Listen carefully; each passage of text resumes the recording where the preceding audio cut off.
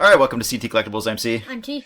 And school's about to start, and so we should. I know. So we should probably get back at just getting into the groove of homework again. So No. all right. Anyways, we've got our weekly buy or sell. We're not actually buy or selling players, just buying or selling what they've done in the week. So we're gonna take a look at a few players that have had some actual good weeks on the diamond and see what we see.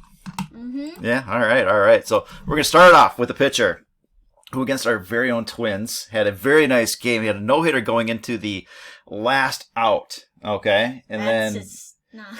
right. So he had one game started. He won that game, struck out 7, walked 2. Everybody that got on base stayed there, and really the 2 walks, that was about it, except for Luis Arraez hit in the with 2 outs in the bottom of the ninth. So a terrific game overall for Dylan Cease, one of our favorite players coming into the season here. So he's got 13 wins on the season, strikes out about 11.5 per 9. The walk rate's a little bit high. 91% of players that get on base stay there. If I have that number correct, it may be incorrect. Doesn't seem right. I think he's more of 81, so that's I think he's actually 81%, so that's fair. A little typo. Got to fire that editor, man. I got to get around to firing that editor. He makes me look bad here. 256 BABIP.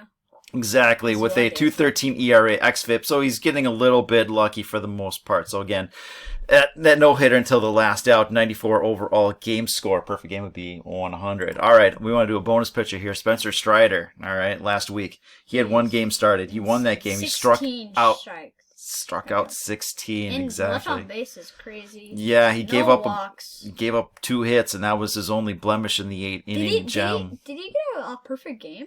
No, not at all. He gave up 2 hits. Oh, well, that would have been exactly. So, but he had a 182 BABIP and a negative xFIP, so he just pitched out of his mind. This was nearly a perfect game score. It was a 99 game score, right? 100 again, perfect game. This is about as close as you're going to get a 2-hitter with no walks for the season. 9 wins, striking out 13.5, walking sub 3. This is the real deal. I mean, just an awesome season here. Left on base.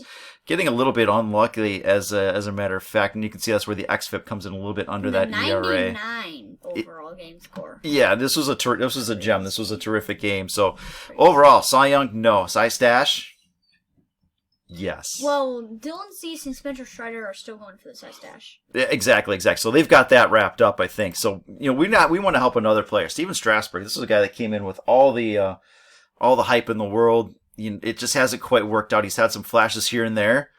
I think he needs to shave this. I think he needs to shave this and just go straight Stash. And then he could be Spencer Strider and Dylan Cease. Well, then that means because I think the mustache is just it's giving them good luck. Yeah, exactly. So if Strasburg's not having he's not having the best season ever. He needs to come back down to the stash if he really wants to reclaim what he was. I mean, these guys coming in, that's what Strasberg was coming in. This was the next big thing, and so I think we've just fixed Steven Strasberg. Well, stash only, dude.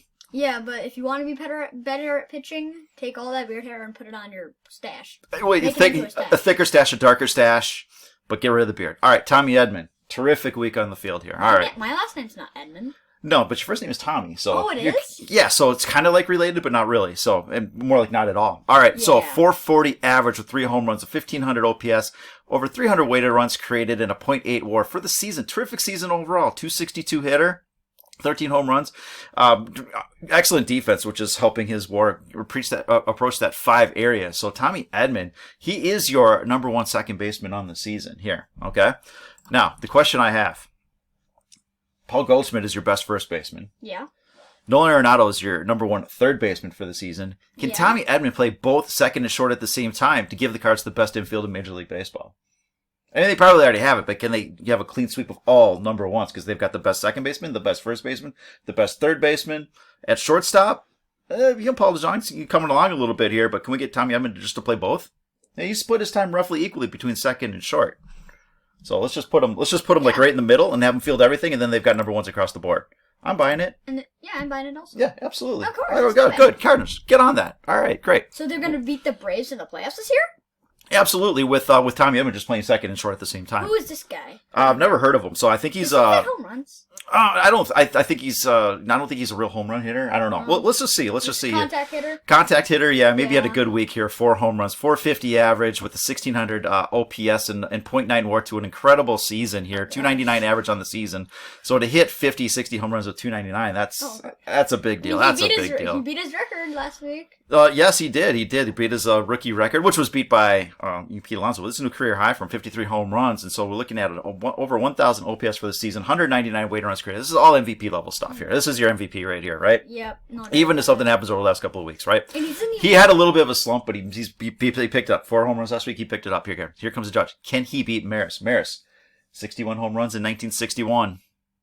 Can he do it? He's on pace. Judge is on pace for 64. He still has another month. Yeah, he's got about 25, 26 games, something like that, maybe 28. And he's averaging about 2 or 3 his home pace, runs a week. his pace right now is 64 home runs. Can he do it? He's averaging 2 or 3 home runs. Yeah, I'm saying you can buy it. Okay, I'm buying it too. I think that might be fun to see. Yeah. We'll see. He's on the track. I think once you look at Pujols coming down the stretch, he's on fire. 695 or something like that? Just hit that one.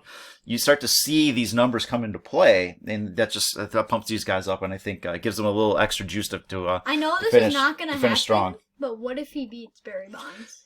He'd need another 20 over the next 20 something games. Right? So that's averaging a home run per game. That's a tough one. That's a tough one. That's a tough one. All right, our number 1 player for the week, Xander Bogarts, 536 average, 1 home run, 1400 OPS, added .9 WAR onto his excellent season. All right, for the season, he's hitting 317. Mm-hmm. Is there anybody else hitting 317 right now? Luis Arraez. Right? Luis Arraez. They are tied for the AL lead in average. Now, Paul Goldsmith's hitting 333, so he's got NL. Right? That's an incredible season over there. So 12 home runs. Aaron Judge isn't doing that when he's averaging about 2 to 3 home runs a week. Right. But he strikes out 25% of the time. So exactly. So Xander Bogarts having a terrific season. He's going to finish upwards of 6 wins. I mean, that's an amazing season. A little under the radar on the Boston team here, but 317 average, 12 home runs. 850 OPS. This is a great player. It continues to slide under the radar a little bit, unless you're a Boston fan. Then you love Devers and you love Bogarts. But outside of that, how much love do these guys get? Not a whole lot here. Question is, X Factor. Will Xander Bogarts win the AL batting title? Nope. Judge kind of got that. No, Judge is hitting 299. He's not winning it. Okay. All right. Xander Bogarts, 317. Luis Arraez, 317. Down the stretch is Xander Bogarts. That's his competition. It's not Aaron Judge. Get that out of there. Well, Xander Bogarts has more home runs. Nope. We're talking about batting title. Okay, fine. You stop now. All right, fine. Is he beating Luis Arraez? There's the question. I should have phrased it differently. Maybe a couple weeks into school, that the noodle will start firing a little bit better. I do not have a noodle brain. You have a noodle brain. All right. So, no, he's not going to beat Luis Arraez. Never will he. There we go. I answered for you because I didn't think I was going to get a straight answer out of you, and I was correct. I did not get a straight answer out of you. So apparently we need to get back into the video thing here and smooth things out a little bit. You're a little rusty here, kid. Aw, that's mean. No, not at all. So all right, that's what we got for you. Hope you enjoyed. Have a great rest of your Labor Day. Bye. Bye.